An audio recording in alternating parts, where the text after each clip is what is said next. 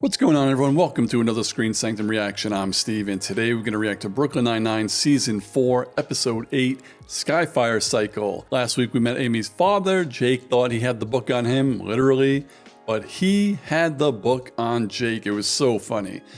What will we get into this week? I have no idea, but before I do, if you want to watch this full uncut reaction, check out my Patreon. I have something for everyone. It's a fun time, and I even have a free tier. So let's get into this week's episode of Brooklyn Nine-Nine in 3, 2, 1, go. I can't believe they're waxing the floors and we're all stuck in here. I've never seen them do this before. Night shift. I know, it's like we're being punished. You are. We are going to Florida. I'm doing the full bullpen.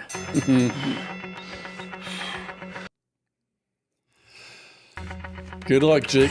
Aww. And he's gonna make it. Oh no. His face.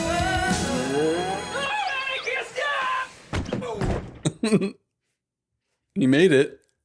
The full bullpen! We love Holt. Why are the 9-5 on the news? They're investigating death threats against some author named D.C. Parlov, as if anyone knows who the hell that is. Holt does. Oh, Terry knows. So it's like a Game of Thrones type thing. No, Game of Thrones is a Skyfire type thing. Get your head out of your ass!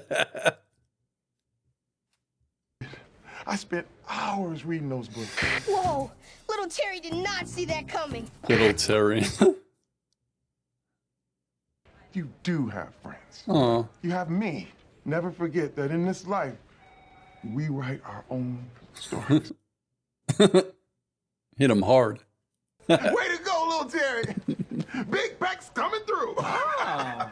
There we go. Damn, Rosa been smiling a lot lately. Our squad has doubled the number of arrests on the night shift. Yeah, no one cares. Oh my god. I am so excited for you to get to know all of I the love that cousins. they're bringing this One back. thing I for sure totally is that forgot the about show it. Broken hearts longer than... We're not swimmers. We're burrowers. Yes, I know, you're all earthworms, but Charles... We're going to Iowa. We've already rented the tent. Tent singular? Charles, tent singular? Probably. Imagine you're on a game show. There are 3 doors, behind one of which is a car. You're telling it wrong. There are 3 doors, behind one of which is a car. 1/3 if you don't. The probability locks in when you make the choice. We've been over this 8 times. 7 times. Kevin is right. You're fired. Hey, Sarge. Great news. I feel like that was ad-libbed. Tell him how meaningful the note he wrote you was. People love knowing that they changed someone's life. I mean, what do you think I'm You doing didn't have to this give for him you? the This isn't case. You could have just hooked up like a meet and greet. about- Parlov just walked in. Oh, God, oh, God, oh, God, oh, God, oh, God, oh, God, oh. Oh, good Terry's Lord. sweating. Keep Terry's managing. sweating. Get Terry a yogurt. I'm curious about why my case got reassigned. Is there some problem? Oh, Quite it's the Mr. opposite. Hart The from top One brass just Division. wanted New York's best detective on it. Allow And me they're to both wearing purple shirts. I think teen boys would love a lady dragon. Did you give her big, scaly boobs? Oh, or, I don't know, you're the Jake. writer. Quandor is not a sexual being. Whoever wrote this has got nothing on me. Yeah, he's not a killer. Tell him about the inscription. Well, that was cool. Be brave! For Tolgan. There's more. Tolgan the last. Tolgan the First. Cousin Sam! Chucky! Oh my god. Oh, man, I love They this really shirt. do a Where'd good you get job that? casting the show. Mervyn's. Oh. Sam here also thinks we should go to Aruba. I know it sounds crazy, but the Caribbean might be more fun than Iowa. Maybe just a little. But I have a whole day of boiled cousins. Oh, God. Starting with Bobby Boyle at 3 o'clock. You think you can Everyone pick eats yourself eggs? one by one? Yeah. Well, you can. Come on, Sam. Yeah, she's. Sam, stay. Sam, come. Oh my Say- god. say- Charles is going to call all the cousins so she could do her job easier instead of one at a time. We get them to sign a petition to make Quando the Dragon a male. Oh, look at you, Terry. No. Cosplay, baby.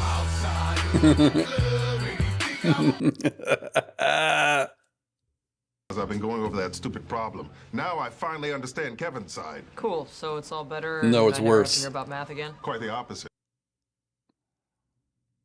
Do I have to teach you college-level statistics? I don't know. Do I have to teach you high school statistics? Ooh, Anyway, it's not about the math. They haven't seen each other because of the I night shift. know. They just need a bone. What? Gross! Rosa, those are our dad! That is just my boss. Captain Dad. Never mind, I'm teaching father the math. Whatever, Rosa. Oh, shoot. Let's ride. Oh, that's very heavy. Yeah, you need muscles for that, Halitosis Jake. Frodo's got to be our guy. I'm going to sit into the lab anyway. Yeah, I don't think that's necessary. Why not? Because I just found a perfect match. Parlov wrote the death threats. He sent them to himself. Terry did not see that coming. Look, we are going to go to his hotel. We're going to talk to him, and he'll have an explanation. He's going to admit Whatever it. you need. Screw you, Peralta! Did you see where it went? Actually, Oh, God. it's behind one of these 3 doors. Why don't you pick one? The math thing isn't the problem. Night shift's keeping you and Kevin apart. You two just need a bone. Yep. What did you say? How dare you, Detective Diaz? I am your superior officer! Detective is none of your business. Bone! Don't ever speak to me like that again.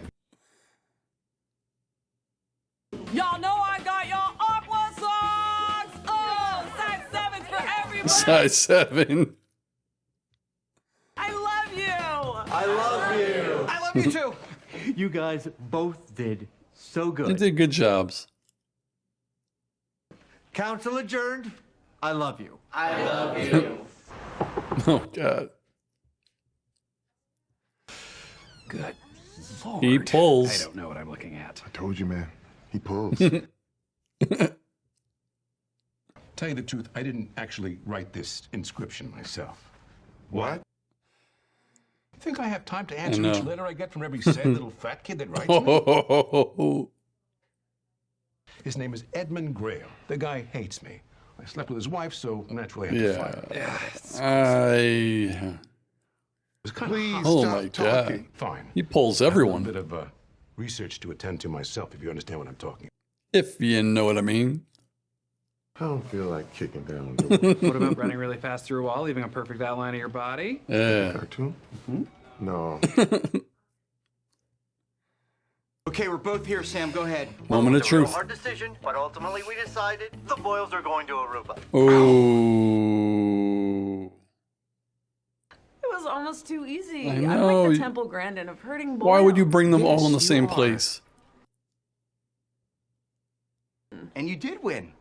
A plot in the family cemetery. All of us together, lying in a grave for eternity. Charles Graves singular? Everything's singular. So the fight with Kevin is over? Yep. Because you understand the math now? Nope. Because you guys Yep. knew it. Yep. Need to ask you a few questions about DC Parlov. Oh, okay. Let me just undo the chain. He's gonna try to run. You know this. Oh, he got him. Oh. Taste the might of Kalar. I did not expect that. You're my hero. Oh. Bring it in, big fella. He's gonna hurt him. Oh no, he pants Terry. It happened again, Terry. How many people has Jake pantsed? That is a problem. Jake, you need to go to a doctor about that. Okay, so Skyfire Cycle, a nice little one-off pocket episode. I love these. I don't need every episode to move a plot forward or an entire season through line. I like these. I like episodes like this. It was cool to get a little backstory on Terry. We've already known about him a little bit, his childhood. They mentioned it a few times, not a lot, but we kind of get it. It's the old, he was bullied as a kid, which gave him motivation, and now he's jacked. We know that story. But it was nice to see that Terry was into like sci-fi, fantasy type stuff. And yeah, he does what a lot of kids do. You write your heroes when you feel down, and you hope that one day they might get back to you. And even though he didn't write it himself, we all understand as adults that a lot of times when you write, I don't even know if they do that anymore, but when I was a kid, you could actually write fan letters to celebrities and actors and stuff like that. And you would get like a signed picture back or a letter back or something like that. And as kids, we don't know any better. Like our parents know that it's probably not the celebrity who is writing you back. It's something that's auto-generated, and then their assistants will write it most of the time. Maybe if it's just an autograph, they've autographed hundreds of pictures and they'll mail it. It's still, I think, a good gesture that they would do something like that. Because as a kid, we're not really concentrated on who is actually sending this letter back. We're concentrating on we wrote a letter and then we got something from the place that we sent it. And, it helps a lot of kids. And it's up to the parents. Their responsibility is to not ruin it, So it is kind of funny that Terry is so shocked by it, because I have a feeling that Terry is the Santa Claus in the household. So it's kind of a similar thing where his girls, when Christmas time comes around, they believe in Santa, but there is none. Spoiler alert, obviously. And Terry is the Santa Claus. So at a certain point in time, the kids will grow up and they're going to figure it out. I don't know if it's a one-to-one analogy, but Terry, it was kind of nice and sweet and sincere to see him actually, like how sad he got when he realized that his favorite author wasn't actually the person that wrote to him. But again, he still changed his life with that book and that letter, and that means something. And it's not to say that Terry wouldn't have, gone on this path without it, but it's still a kind of like a momentous occasion in a child's life. And you never know. Maybe if Terry didn't get that book with the inscription, maybe he wouldn't be where he is today, right? It's something that is unprovable, but it's still a nice gesture to me anyway. So agree, disagree, let me know in the comments below. And then it's always nice, again, Jake just being such a good friend. Like he's always been a funny, cool friend ever since season 1. But now his learning experiences, like the things that he's gone through just on this show, just has matured him so much. And I think I say it a little bit too much. I don't need to, but it's nice to see it, that he could still balance out being a playful idiot, that he is, and then now recognize when someone kind of needs a pep talk that's not just silly. And Jake can deliver that perfectly, where he knows what to say, and it has, the Jake spin on it, where the person will get the point, like Terry will get it, but Jake will always go a little bit extra, like mentioning Sharon. So that was pretty funny. Holt, what can we say about Holt, Amy, and Rosa? Like, you could put any 3 people together from this show and it'll work. That's how good the chemistry is. So this dilemma with Holt works perfectly with Amy and Rosa for that reason that they pointed out, is that Amy does see Holt as a mentor, a leader, her boss, but yes, also as a father figure. So it's so cool that she can't recognize the problem. Like we all know that Holt's husband had to travel and then they're on the night shift. So we know they haven't seen each other for a while. And I think we are all Rosa.